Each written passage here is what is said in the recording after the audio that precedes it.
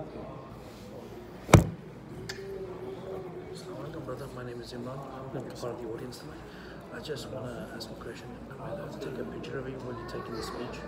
I'd rather you don't do it in the masjid. Afterwards, Okay, if we can. Yeah. I don't like doing pictures in the No, that's masjid. fine. No problem. Which is kind of weird because I'm doing cameras in the masjid, but It's okay. No, just better yeah. twice. Jazakallah khair. You can use this wooden thing, which is not going to stay still. Yeah, it's not going to say so. Okay, so what I'll do is I'll see if it's possible. Oh, like that? Yeah, You good? and you're still, let me just move this back. Perfect, you're still in the frame. Jazakallah khair. Where you go? You ready? Actually, where's that brother again? Mike is right in front of you. Yeah, where's the brother Imran again? Imran? Yeah. I don't, he's the one that you came with, right? No, he's the one that just was here. Oh, I was just talking to him about something about photos or whatever. Brother Imran, right? Yeah. Okay. Yeah, you can take it. Yeah, it's kind of like strange for me to have the video camera running and tell you not to take a picture. So go ahead, Jazakallah khair. Allah yarda alayk. MashaAllah. We good? Ready when you are ready? Yeah, you can start whenever. You all ready? Yeah. إن الحمد لله نحمده ونستعينه ونستغفره ونعوذ بالله من شرور أنفسنا ومن سيئات أعمالنا من يهده الله فلا مضل له ومن يضلل فلا هادي له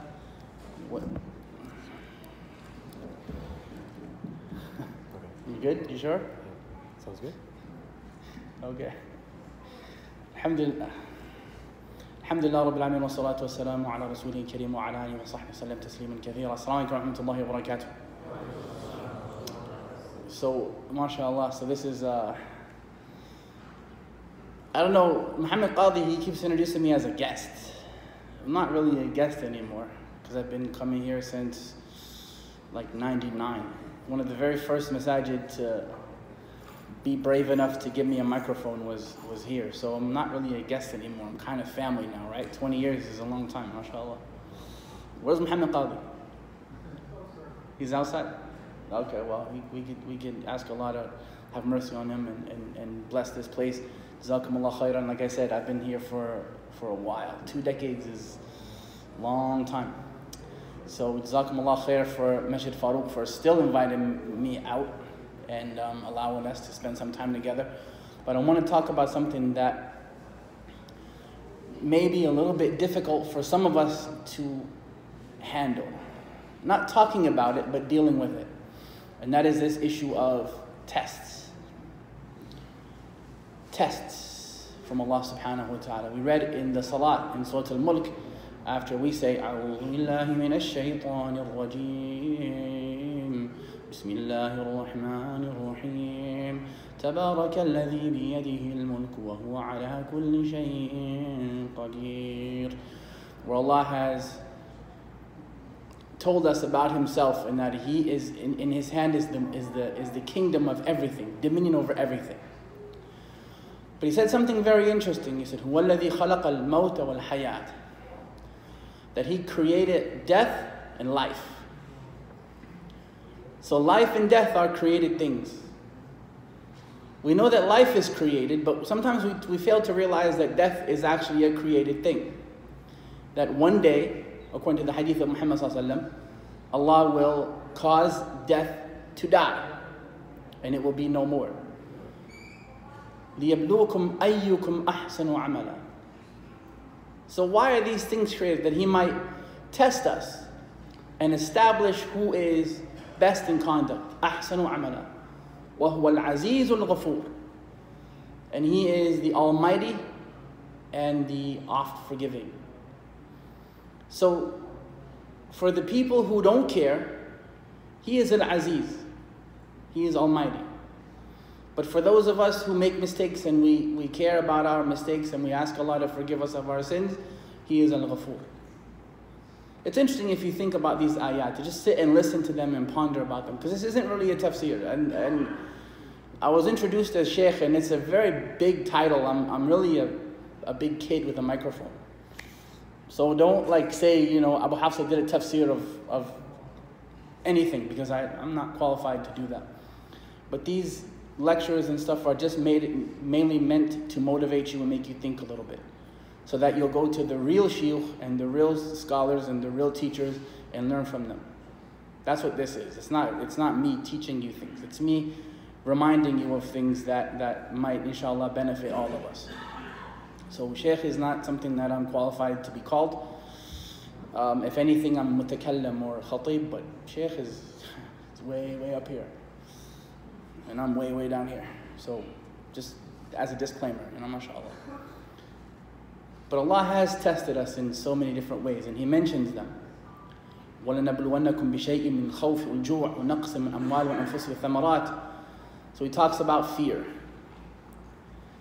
And I want you brothers to think about a time when you were afraid. Have you ever been afraid?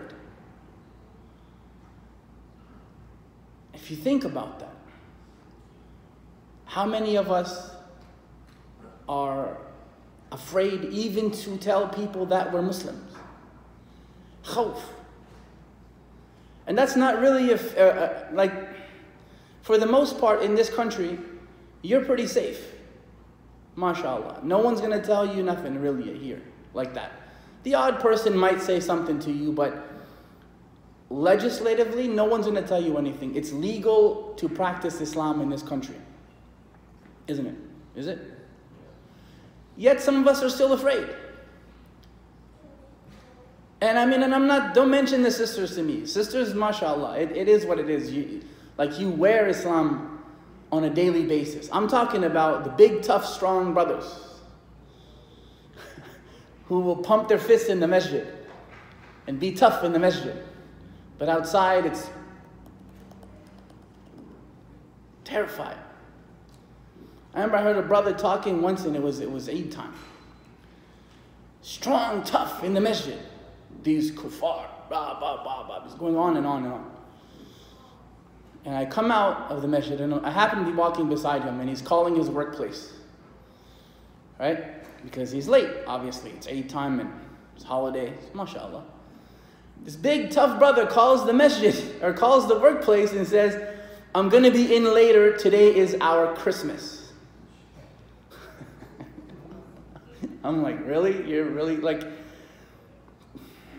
First of all, no one's going to hurt you.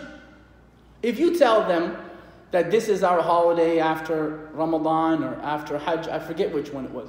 If you tell them that, I know you brothers, have you done that? Have you told them that? Did they hurt you? No, they didn't hurt you. It's all right, do your thing. Come back when you can, or come tomorrow, whatever. You take a sick day or whatever it is, and you go worship Allah in the masjid and have fun with your families. You don't say things like, this is our Christmas. But this fear is a test. This lack of confidence is a test. Sometimes you see people as giants. You look at them as giants when they are not. We fear the people like we should be fearing Allah. We see them as giants when they are not. So we say weird things like that because either number one, we're not confident enough to tell them the truth. Number two, we are afraid of their questions, and we're not confident enough to answer their questions. Fear is a test. Now, real fear is different. When soldiers are coming to kill you in your country, that's fear. Not this. This is just a lack of confidence. And may Allah alleviate the suffering from all of our people in all of our countries. I don't want to talk about that because I don't have to deal with that necessarily. And may Allah protect us all. So my issue is the khawf of here. And if it is that you've never been afraid, mashallah, safety is also a test because some things are known by their opposites.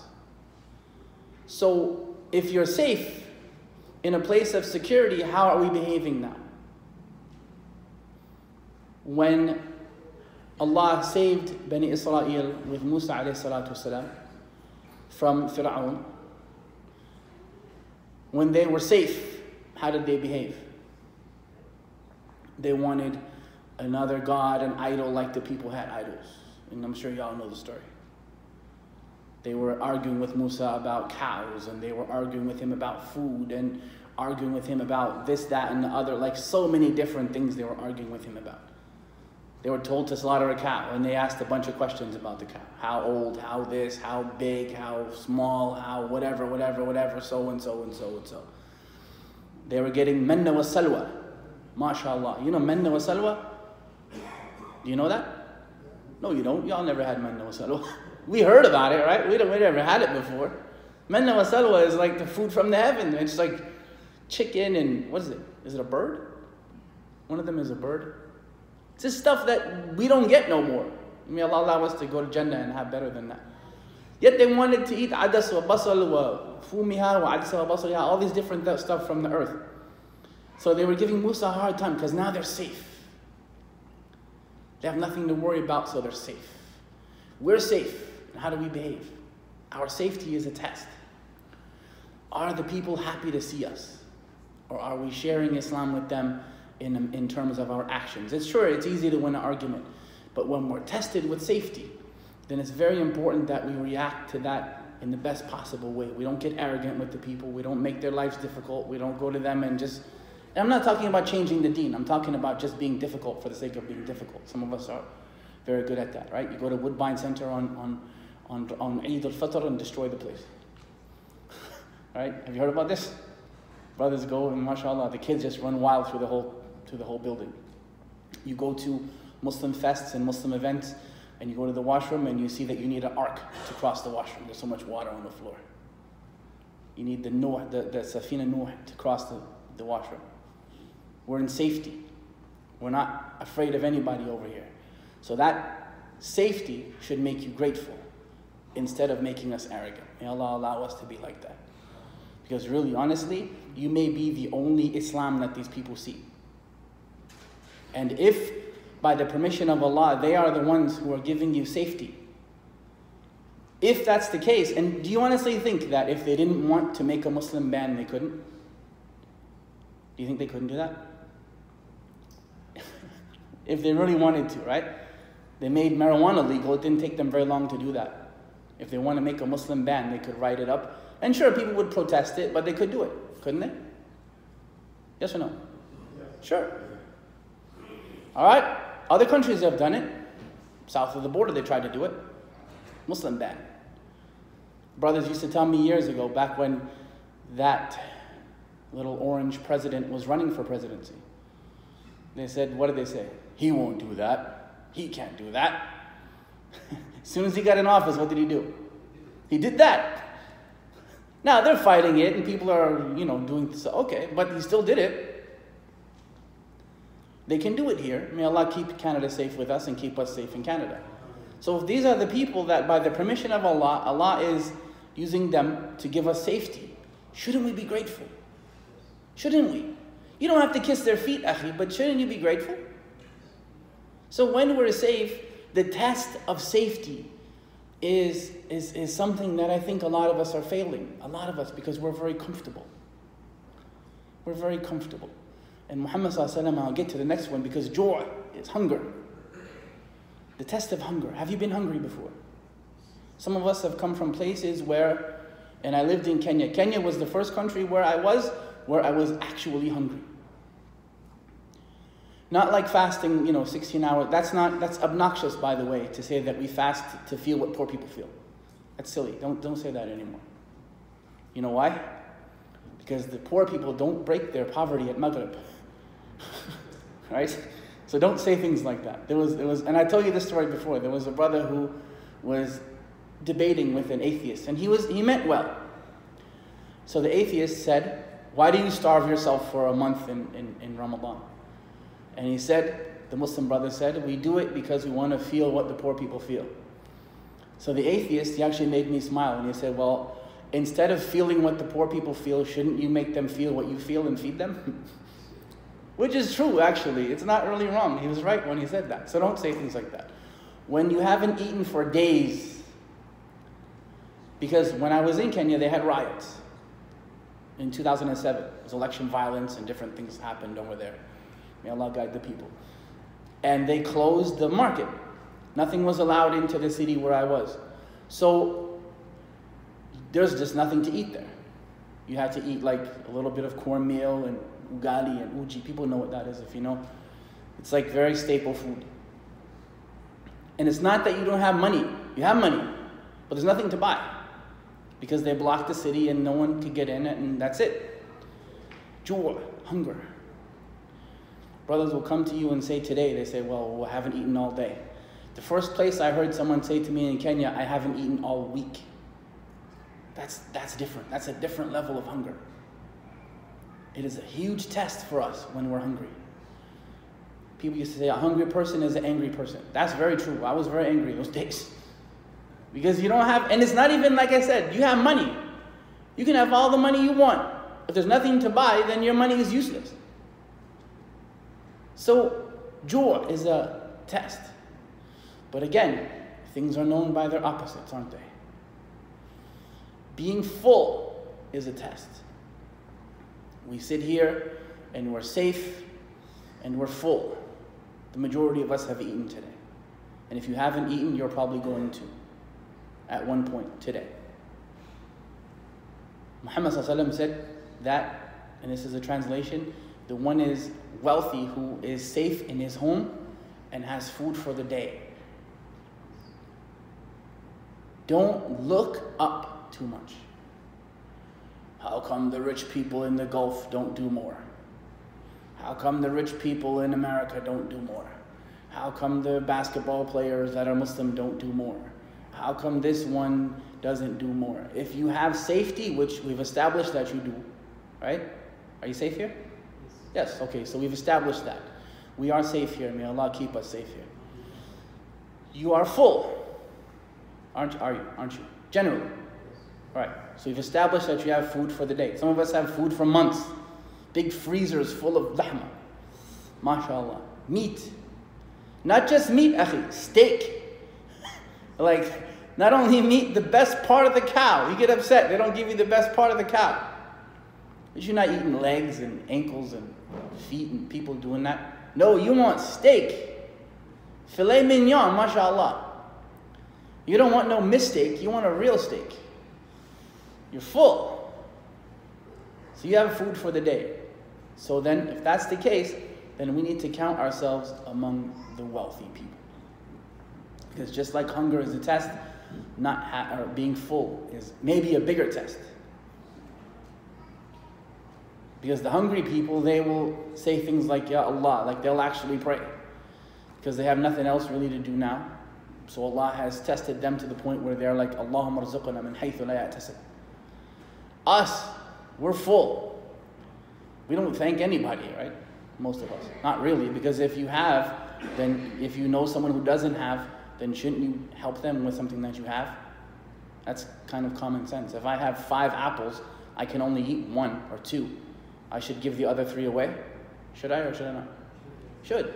At least one of them. You don't have to give all of them. You give one of them away. So then maybe my brother in the front who's answering all my questions can have an apple. Jazakallah khair. Allah yarda alayk. No one else is saying a word. You are, so you're the VIP for today. Usually the kids get that one, so Jazakallah khair.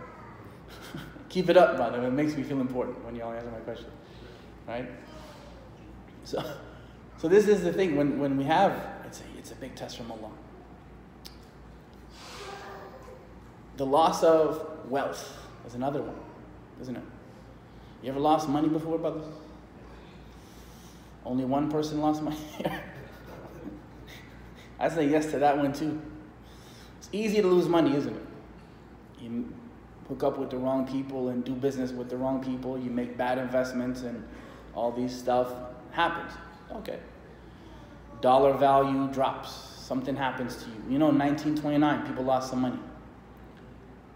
To the point where they were jumping out of windows, killing themselves.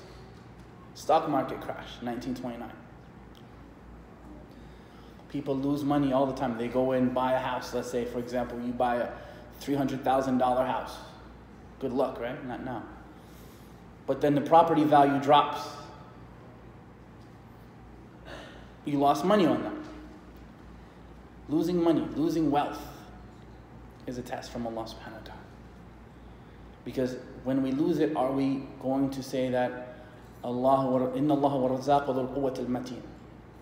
Or are we going to flip out and kill ourselves and jump out of windows and act up, go home and take it out on your wife or your children? إِنَّ اللَّهَ وَالرَّزَاقُ ذُو الْقُوَّةِ الْمَتِينَ. But like I said before, everything is known sometimes by its opposite. Having wealth is a test too. When we have, do we help or do we keep? When you invest with Allah, it's never a loss, is it? Never, unless your intentions are bad. That's between you and Allah. But generally, it's never a loss.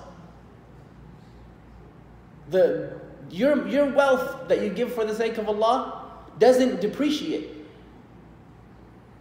You're storing it in the best bank account that there is.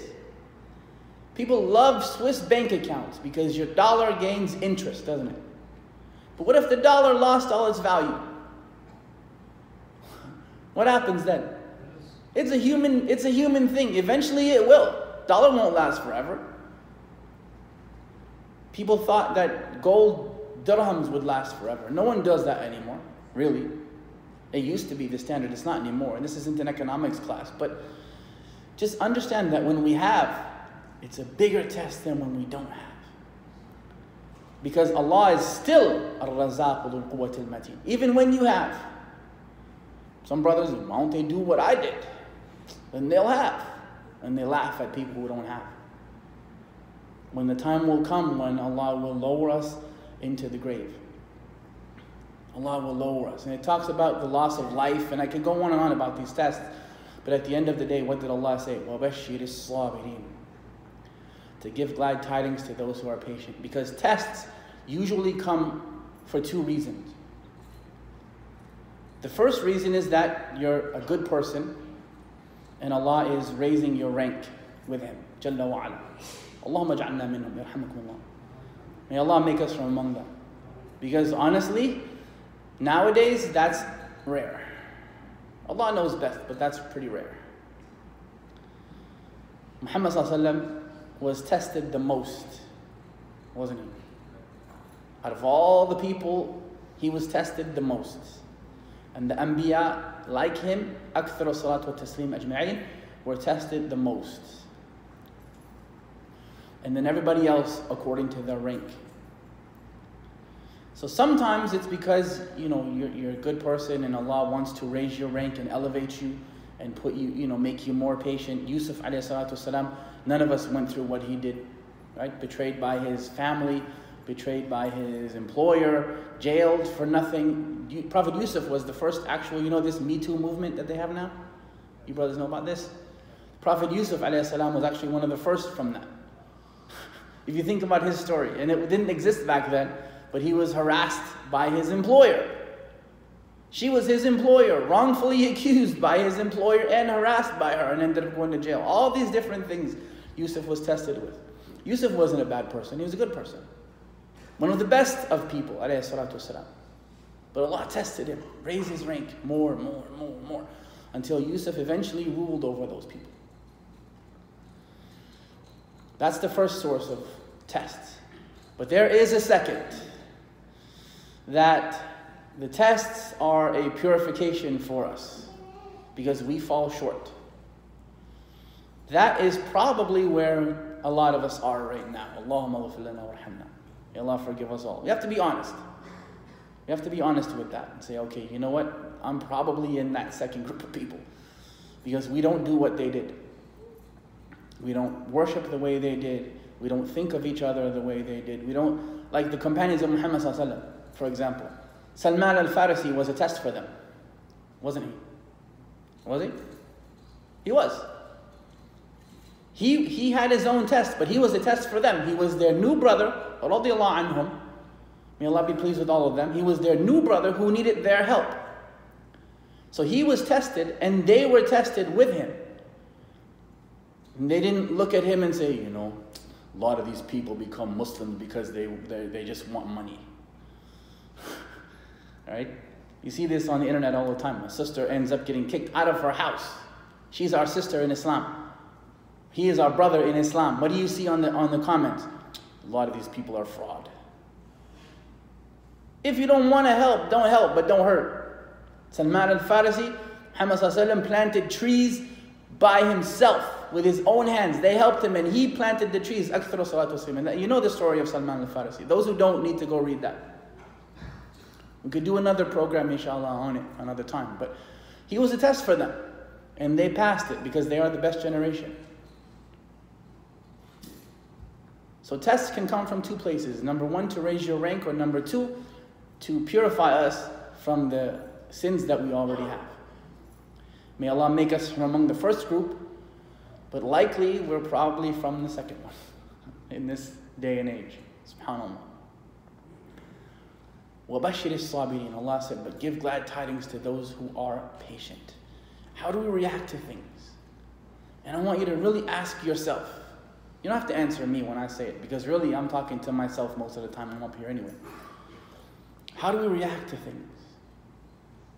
فَأَمَّا الْإِنسَانَ إِذَا مَا ابْتَلَاهُ رَبُّهُ وَأَكْرَمَهُ وَنَعَّمَهُ. When Allah tests the people, ibtila, رَبُّهُ وَأَكْرَمَهُ, by being generous to them. Who's more generous to you than Allah? No one, man. Your next breath comes from Allah. If Aimbridge could charge you for the air, they would. But Allah gives it to you for free. He just asks you to worship Him. وَأَكْرَمَهُ وَنَعَّمَهُ. And not only is He generous with you, but He gives you from His ni'mah. So He doesn't just give you from the leftovers like us, right? He gives you from the best of what He has. Can you imagine? Allah is giving you when He doesn't have to give you, and it doesn't benefit Him to give you. أَكْرَمَهُ وَنَعَّمَهُ وَيَقُولُ رَبِّي أَكْرَمًا. And they say that Allah has been generous to them. We don't say that.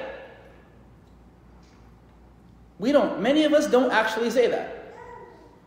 Thank you, brother. We say things like, I worked hard. I went to school. I have a BA, an NBA, an NFL, CFL, NHL. All these letters. I invested well. I'm very clever. If you say Rabbi Akraman, it's okay, it's good. MashaAllah. Us nowadays don't even say that. How do you react to things? When Allah gives you, are you grateful for that? Truly grateful. Meaning that when you're in front of the people, khawf again, right? When you're in front of the people, do you say, you know what? I did what I did, and Allah did what I didn't. Allah gave me the ability to do things, but it's from Him that I get my living and my death. Salati wa mahyaya wa mati lillahi rabbil alamin. Everything you get, akhi, is from Allah. But what happens when a little bit of problem strikes you? You know, human beings, for all our talk, we're actually very weak, aren't we? We are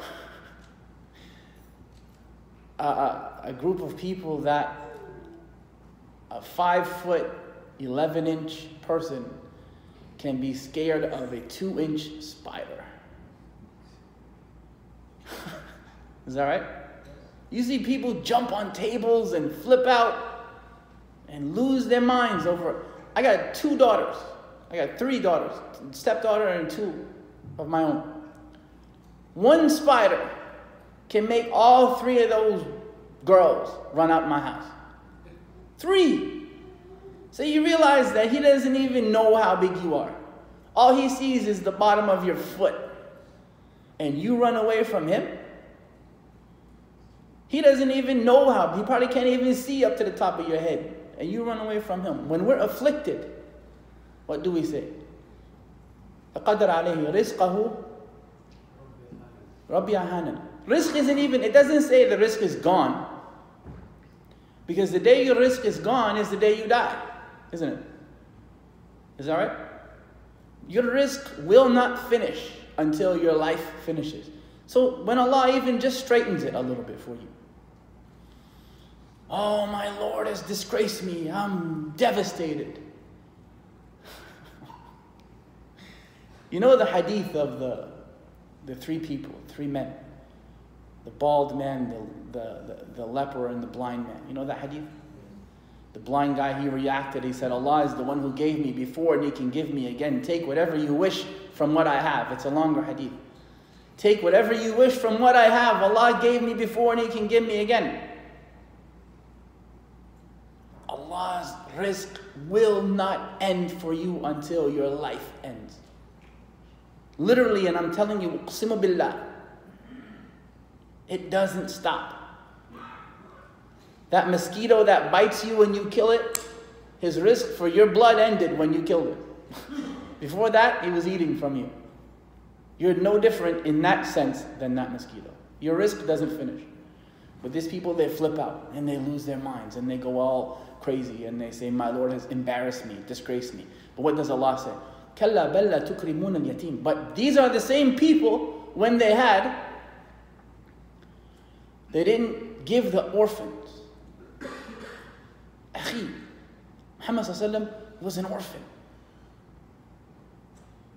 كَلَّا بَلَّ تُكْرِمُونَ الْيَتِيمِ. They were like that. They didn't give the orphans when they had. وَلَا تَحَاضُّونَ عَلَىٰ طَعَامِ الْمِسْكِينَ. They didn't honor the poor people when they had. They didn't give them, feed them. Brother's here from the food bank. You know him, he walked in with me, he's here. I'm not supposed to fundraise, and I'm not. Muhammad, don't worry, I'm not going to do that. But the brother's here. وَلَا تَحَاضُّونَ عَلَىٰ طَعَامِ الْمِسْكِينَ. They didn't give the poor people. وَتَأْكُلُونَ التُّرَاثَ أَكْلًا لَمًّا. And they ate. تَأْكُلُونَ, you know, when you devour something. They devoured wealth, meaning when they had, they wasted it. وَتُحِبُّونَ الْمَالَ حُبًّا جَمًّا. But they collected and loved wealth and collected it all like as if it was going to be theirs forever. So when we have, it's a test from Allah, and how you react to things is very important. How you react to things. When something happens to you, is the first words out of your mouth a swear word? Think about that. Really, akhi, think about that. When something happens to you, something that you see is bad happens to you. You burn yourself. You close a car door on yourself. Whatever happens to you, something bad, you don't like it. What's your immediate response? You know, when you scare someone, don't do that, by the way. When you scare someone, their first response is usually their sincerest one. Right? Someone says a bad word right away. It's usually what they actually meant to say. What is your first response to things? Oh, subhanallah. Is that your first response, or is it another word? Really, may Allah purify what we say. Because I think most of us are probably guilty of that. Responding badly to things. Because Allah said, الَّذِينَ إِذَا أَصَابَتْهُمْ مُصِيبَةٌ. When something touches these people, وَبَشِّرِ الصَّابِرِينَ, He said earlier, and He went to describe them to us. الَّذِينَ إِذَا أَصَابَتْهُمْ مُصِيبَةٌ قَالُوا إِنَّا لِلَّهِ وَإِنَّا إِلَيْهِ رَاجِعُونَ. From Allah we came, and to Allah we will be brought right back again. Everything that you have, akhi, everything that you are, everything that you have, everything that you will be, and everything that you will have came from Allah. Everything. I don't care if you're 6 feet 8 inches tall and can dunk a basketball from anywhere. Whatever it is, however strong you are, there are people who have been stronger than you, and it all came from Allah subhanahu wa ta'ala. And eventually, it's all going to go back to Allah subhanahu wa ta'ala. So when something happens, don't say that, try your best, may Allah help us all. Because I travel a lot, and sometimes things happen and I get annoyed, and we all do it, and I'm not better than any of y'all in here. Nope, I'm not worse than some of y'all. When something happens to us, may Allah help us and forgive us, You need to respond accordingly. And that means our relationship with Allah needs to be as solid as we can make it. You guys are in the masjid. MashaAllah, it's Saturday night. You could be anywhere else. It's a nice night out too. Sometimes I wonder, and this is another thing for us as well, is that tests sometimes can open doors for us. Tests can open doors for us. What did Allah say? Because when they say, Inna lillahi wa inna ilayhi raji'un, Allah goes on to talk about them a bit more. أُولَٰئِكَ عَلَيْهِمْ صَلَوَاتٌ مِّن رَّبِّهِمْ وَرَحْمَةٌ وَأُولَٰئِكَ هُمُ الْمُهْتَدُونَ. When you hear Muhammad's name, sallallahu alayhi wa sallam, you send salawat on him, isn't it? You ask Allah to bless him, and you send salawatullahi wa salamu alayhi on the Messenger of Allah. Well, when we respond, Inna lillahi wa inna ilayhi raji'un, alladhina idha asabathum musiba, when we respond with that, Ulaika alayhim, what? Salawat. From who? Min al-nas. Min Rabbihim, from their Lord. Akhi, imagine when you say salawat to Muhammad sallallahu alaihi wasallam, it's so easy to say, isn't it? You could say it. Salawatullahi wa salamu alayhi. Sallallahu alayhi wa sallam. You know, when I first became a Muslim, it's funny. The brothers used to say that all the time. They say Muhammad sallallahu alaihi wasallam, Muhammad sallallahu alaihi wasallam, Muhammad sallallahu alaihi wasallam, Rasulullah sallallahu alaihi wasallam, Muhammad sallallahu alaihi wasallam. I thought sallallahu alaihi wasallam was his last name. I'm like, wow, what's Muhammad's last name? I said sallallahu alaihi wasallam. Because I got into the habit of doing that. The brothers got me into the habit of doing that. I didn't know Muhammad ibn Abdullah ibn Abdul Muttalib and so on, so on, so on. I thought his last name was sallallahu alaihi wasallam. I really did. Which Muhammad? Sallallahu alaihi wasallam. That's the one. Be in the habit of doing that. But it's interesting because Allah will send that salawat on you.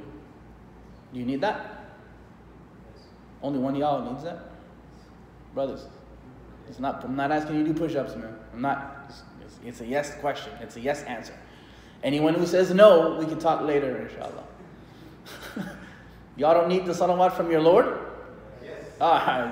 Wow. It's like I got a thing pulling your teeth. Salawatullah wa salamu alayhi. Muhammad sallallahu alayhi wa sallam. But when you say, Inna lillahi wa inna ilayhi raji'un, ulaika alayhim salawatu min rabbihim, from your Lord. But there's more. Well, yeah, but in that ayah, there's more. أُولَٰئِكَ عَلَيْهِمْ صَلَوَاتٌ مِّن رَبِّهِمْ وَرَحْمَةٌ. And His mercy.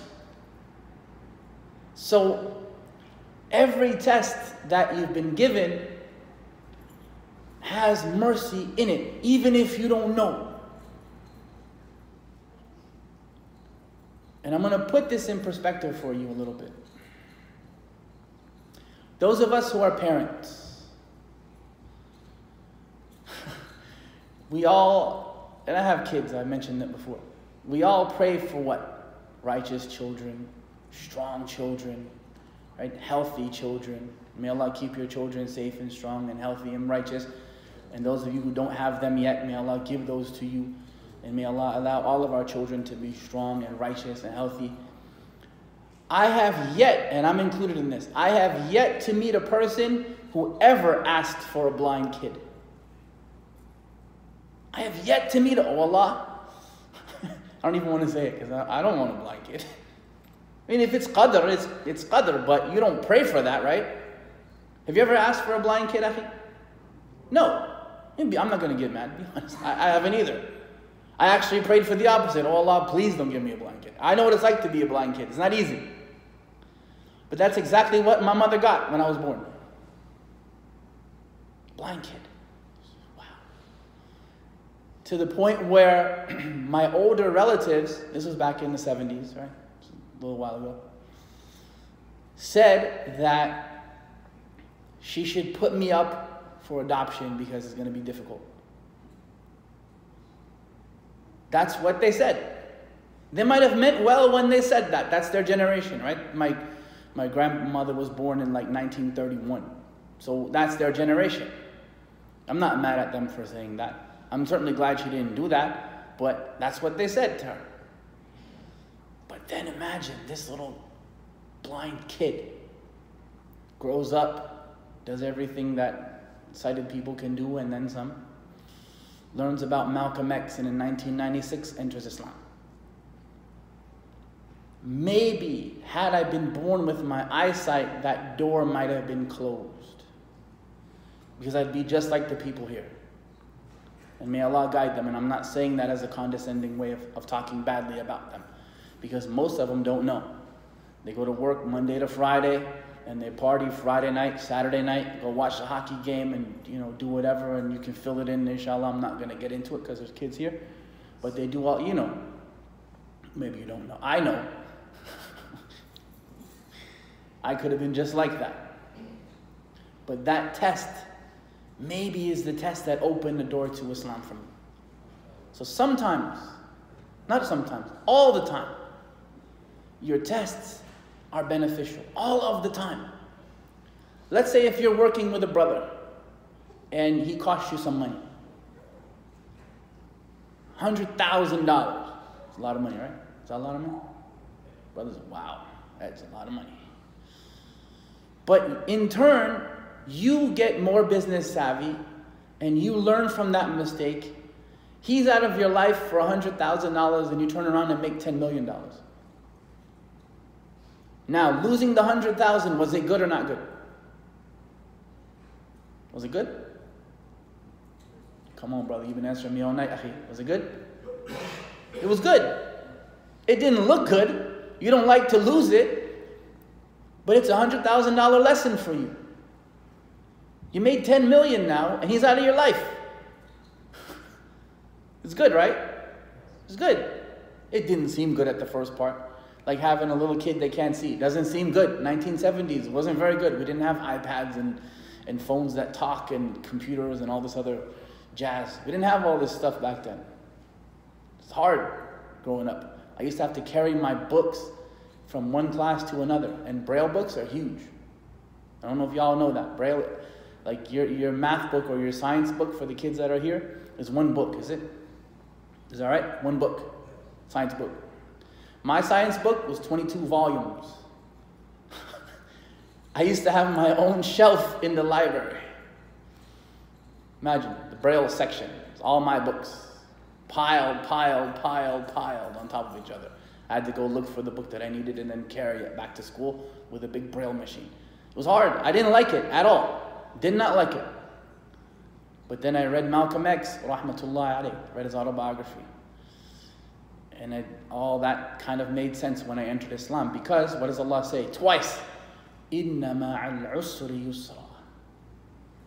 With hardship comes ease. But we don't look at the ease too much. We look at things as they are, present in front of us. And this is the mentality that we kind of have to change a little bit. And I'll give you a very simple example. When you're sick and you're a little kid, you know how you want to see if a kid is really sick?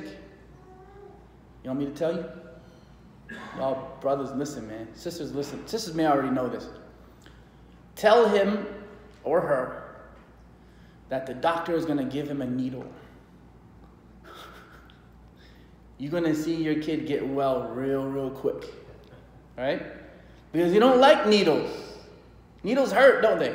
Do they hurt? A little bit? I used to be terrified of needles. Terrified. I wrestled 20 years. I was not afraid to wrestle people who were bigger than me, stronger than me, taller than me, tougher than me. You threatened me with a needle, it was a magical cure for me to get well. Mom, I'm sick. I don't want to go to school. Really? Maybe you need a needle. I'm good. I'm ready to go. I was up. Because you look at the needle as something bad.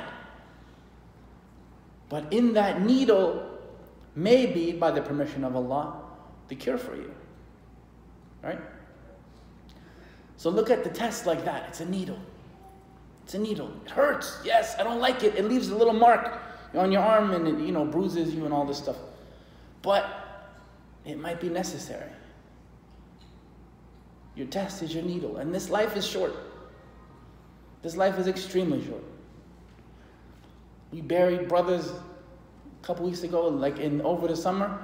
At least 2 of them that we know of died in their 20s. Life is very short, akhi. If you're 80 years old, life is short because you didn't live 80 years already. It's over. So your test is your needle. And in it, inshallah, is either Allah raising your rank, if you're from the muttaqeen, Allahumma ja'alna minhum, or it's Allah purifying you of something that you did wrong. Because Allah said, قُلْ عِبَادِيَ الَّذِينَ أَسْرَفُوا عَلَىٰ أَنفُسِهِمْ لَا تَقْنَطُوا مِنْ رَحْمَةِ اللَّهِ. Say to my servants who have wronged themselves to never despair the mercy of Allah. These tests that you're getting are difficult. And it might be as big as a mountain. Maybe you're looking at it and it's as big as a mountain. But maybe on the other side of that mountain is Jannah. Maybe. So is it worth climbing that mountain? What else are you going to do? I mean, getting angry never really fixed anything. I could get angry all day and I'm not going to have eyesight tomorrow. I could scream, get upset, flip out, but I'm not going to be able to see tomorrow. Right? Unless I'm ready for a miracle or something. I don't really want to. It's better to see here. Better to see there than to be blind there. It's hard though, isn't it? It's difficult. But I still managed to do a lot with these limited eyesight. Still, alhamdulillah, by the permission of Allah, and may Allah accept it, been able to travel up and down the globe on every continent sharing this message of La ilaha illallah Muhammadur Rasulullah. I'm not a scholar, I'm not a sheikh, I'm just a little kid with a big microphone. That's it. That's all I am. And that's okay. Anything that I said that is good is from Allah. Anything wrong that I said is from my own self or from the mistakes are my own. From myself and from shaitan. يقول قولي هذا واستغفر الله لي ولكم. We're going to have questions that could be dangerous here, I know that. But we're going to do that inshallah. We're going to close the lecture with that one. جزاكم الله خيرا. يقول قولي هذا واستغفر الله لي ولكم. ونسأل الله تعالى توفيقا وسدادا. You want to do Q&A?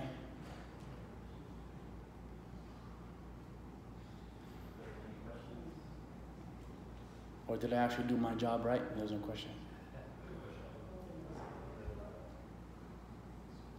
We get shahadas here now, man. MashaAllah. I wonder if there's any new shahadas here. Assalamu alaikum, brother. Alaikum assalam wa rahmatullah. So, one of the reasons I attended this lecture here today because actually, I think quite tested in the last few years. Mm-hmm. I think one perspective was the times when you're in the middle of being tested, it seems never ending. Yeah. So how do you keep the balance? How do you keep, what advice would you or would you offer to try and stay focused and to try and be patient with the test? Jazakallah khair. It's a very good question. Brother said, and I'm going to repeat it for the benefit of the camera because I'm filming for YouTube and stuff. He said sometimes the tests they seem never ending. And he said, how can you balance it between them? And yeah, it's one thing to talk here, and then when you leave from here, it's another thing to put those things into perspective. You know, some of the times that I've been tested over the years, one of the things that's always calmed my nerves, and this is from my own personal experience too, is that when you get up for Fajr, let's say for example, try to get up maybe like 35-40 minutes earlier and make your tahajjud, you know? Because you, among the people, you know your tests better than any other person, right? You know them. I don't know them. No one else knows your tests like you. No one else among the people knows my tests like me. But there is one who knows your tests better than you. And that's the one who, by his permission, allowed you to go through them, and that's Allah. So it may seem cliche, but it does work, akhi. When you get up in the morning, before Fajr, try to get up a little earlier. Try to get up when everybody else is asleep and try to make your tahajjud. Even if it's only 3 rak'ah. Even if it's only 3. It doesn't have to be a big long, like 10, 11 or whatever. It doesn't have to be that. Even if it's only 3, do that in front of Allah. And just, cry to Him and really let Him know. Because when you're patient with that, the reward is tremendous, even though it may seem like it's never ending. I get really upset sometimes. When you can't see, bro, it's not easy. It's not. If it was easy, everybody would do it. Just like stupid things, like operating a microwave when the screen is flat. Have you ever done that? When you got a microwave at home, if you all have one, go home, close your eyes, and try to push the buttons and start it. Little simple, stupid things. Like if my wife isn't there, I'm like pushing beep, beep, beep, and I can't find the stupid start button at the bottom. You know how mad I get sometimes behind that? You might think it's small. To me, it's not small. Going to the airport, you got to go through security. You got to go through all this stuff. You got to wait for the people to help you. All these different stuff. It seems never ending because it's been 43 years. I was born with it. Which is my second advice too. Try to look at people who may be tested more than you, who might seem like they're tested more than you. One of the people that made me grateful, I remember when I was a kid, and this was before I became Muslim, I was wrestling. Those of you who know my story know that I was a wrestler in high school and middle school and eventually went to professional wrestling school. I was wrestling this one boy, I don't remember him, but I remember what happened during the match. We were fighting, we were going back and forth, and this little kid came and grabbed my arm during the match. And he kind of ran into me, like he bumped into me, and in turn he grabbed my arm. So I turned around like that, and I was gonna hit him, and the referee grabbed, like he went, stop. And they escorted this kid out of the ring, and we continued our match. Now I went to the referee and I said, why did they do that? Why did they come and escort him out of the ring like that? Doesn't he know where he's going? And he said, that little kid followed the vibrations of you wrestling. He's actually blind and deaf. And I just thought, my goodness. I didn't know about Allah. I didn't say subhanallah. I didn't know how. My goodness. Blind and deaf. Really? You know how they talk to him? Deaf people, they do the sign language thing, right? They do all this. I'm sorry, I make fun of deaf people. They do the sign language with their hands and their fingers and stuff. With him, they have to do this. They take his hand like that, and they write the letters here. And then when he wants to respond, they do this, and then he writes. If you pull your hand away, that's it. There's no communication no more. That's it. He's done. Look at that. That made me think. Should I be grateful? My tests might seem like mountains to me, but they are molehills to other people. Right? Also remember, akhi, when you are tested, and this is not just for you, brother, this is for all of us, me first. Know that you have a Lord who forgives you. Some of these guys don't know that. The non-Muslim who is being tested, can you imagine he's being tested too? And they don't know who to pray to. You have a direct connect with Allah subhanahu wa ta'ala. And yes, your tests may seem mountainous, and may Allah make them easy for you. May Allah make them easy for all of us. But you don't know what it's like to not know the name of Allah. I do. To not know, okay. You'll never know everything about Allah. Is that right? Never. Laysa kamithlihi shay. But imagine not knowing the literal name of Allah.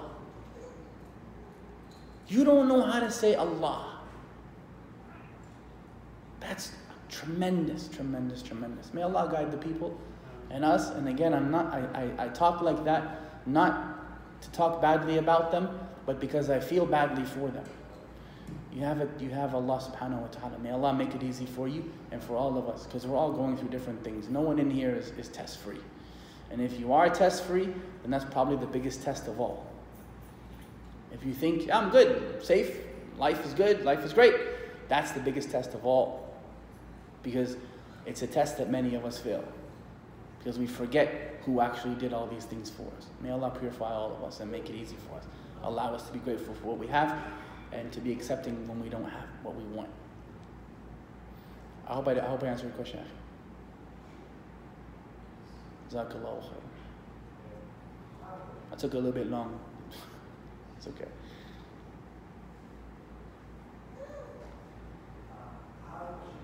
Alright, go to the mic. Want to go to the microphone? Huh? I can't hear you. Go, yeah, let him go to the microphone. I didn't hear what you said. Jazakallah khair. Very fascinated, actually. I would like to know, how was your journey? How did you learn Islam? How did I learn Islam? We can do that again if y'all want to. It is a long story. Like something I can learn from, something which I can get motivated. You're not motivated yet? I am motivated. Come on, man. Really? I am motivated, but Whew, it's a tough crowd, man. MashaAllah. No, we can do that another time. But I grew up without my eyesight, as I said. What started me, I guess, on my journey, this is the very basic, minimum, version of it, I guess. I grew up with a lot of African Canadian kids. Because not having eyesight, they were the ones who adopted me, black kids. So I wanted to learn more about them. And I wanted to learn more about the people who treated me so well and showed me love when I was a kid. Which led me to Malcolm X, Al-Hajj Malik Shabazz, rahmatullah alayh. You know who he is? I know. Huh? I know. You know? Okay. He's the one who, by the permission of Allah, Allah used him as a vehicle to give me the message of Islam. Now, interestingly enough, he was killed, assassinated, 10 years before I was born. So his work is still carrying on up until now. And he gets the ajr for every single thing I do now. Rahmatullah alayh. And this is why da'wah is so important. That's another lecture for another time. But this is why supporting da'wah and being a part of it is so important in some form or fashion. Even if you're not speaking on a microphone, sponsoring things, printing things, building websites for people, doing all these different stuff for people allows you to be directly involved with what they're doing without you having to stand in front of 1,000 people or travel all up and down the world. Malcolm X, rahmatullah alayh, was killed in 1965, and people are still entering Islam. Allah is still using him, especially here, as a da'wah tool, and he's not with us anymore. So that's the beginning of my story. I always believed in God when I was a kid. I was never an atheist. I didn't like religion though. I thought religion was stupid when I was a kid. I really did. And that's why I don't say that I was a Christian, because I really wasn't. I mean, I kind of was nominally. I guess I'm Irish, so that means you're Catholic automatic. Well, no, it doesn't. But it means you're Christian automatically. But I never really practiced anything. Praying to a person never appealed to me. I don't care how good that person was. And we love Isa ibn Maryam, alayhi salatu wasalam. We love him. He's the messenger of Allah. He's a miracle. There's no doubt about that. And he's better than us, but he's not Allah. And as much as we love him, we don't worship him. As much as we love Muhammad sallallahu alaihi wasallam, we don't worship him. Right? So this is the thing. When I found out that Islam didn't allow us to pray to people, and Allah is unique in his oneness, complete in his perfection, and incomparable to his creation, I fell in love with that concept. So that's basically my story, to a degree. We can do another one where we can come and do it more of a lecture, 45-minute whatever program, but that's the abridged, short cliff notes to that story. But if we do the lecture, you still got to come. Don't think that's it. There's more to it than that, but that's basics. Wa yakbar. Assalamu alaikum. Alaikum assalam wa rahmatullahi wa barakatuh. So just want to know what's the difference between test and punishment. So how do I know that I'm being tested or punished for something I've done by mistake? Well, I mean, you kind of react the same way, right? Because some tests are a punishment. They are. They're a purification and a punishment for what we've done here, right? If you, let's say, for example, if you know, and Allah is the one who decides at the end of the day. I don't like to make decisions for him, but we react to the same way because we make tawbah and we're patient with those tests.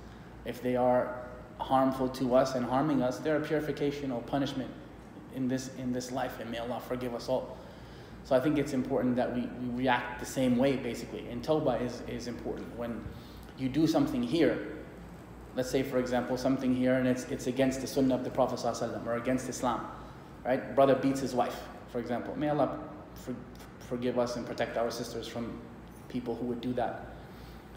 He beats her, and he gets caught doing it.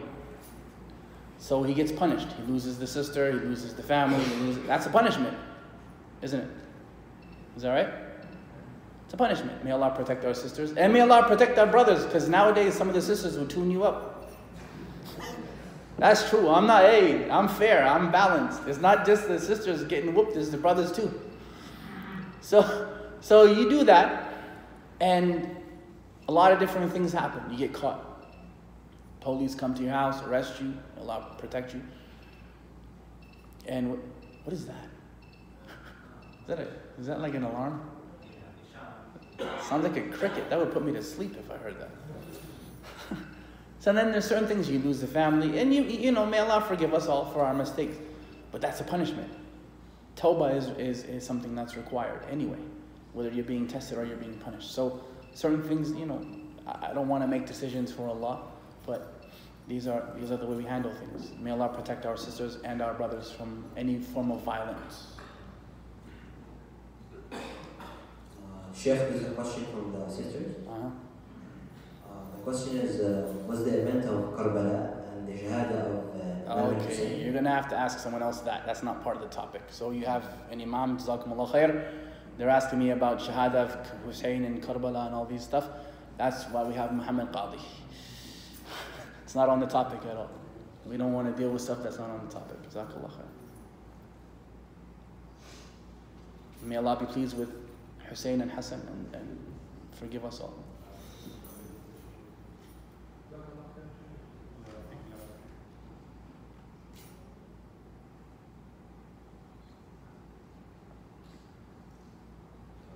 I want to stick with the topics, inshallah. I don't want to get into other things. There are much more, because Sheikh is, again, I'm not a Sheikh, I'm a speaker. So there's people that are more qualified to answer these things than me.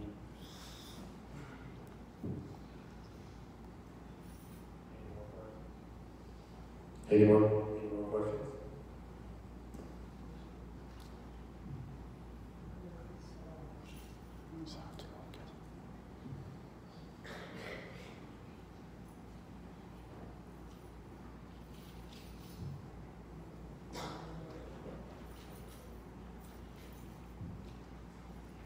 Guess we're good. MashaAllah, that was actually quite painless. Jazakumullah khairan. Again, we want to thank Masjid Farooq for allowing us to come and deliver a talk to you. And may Allah allow us to have many more meetings together. I always love coming here.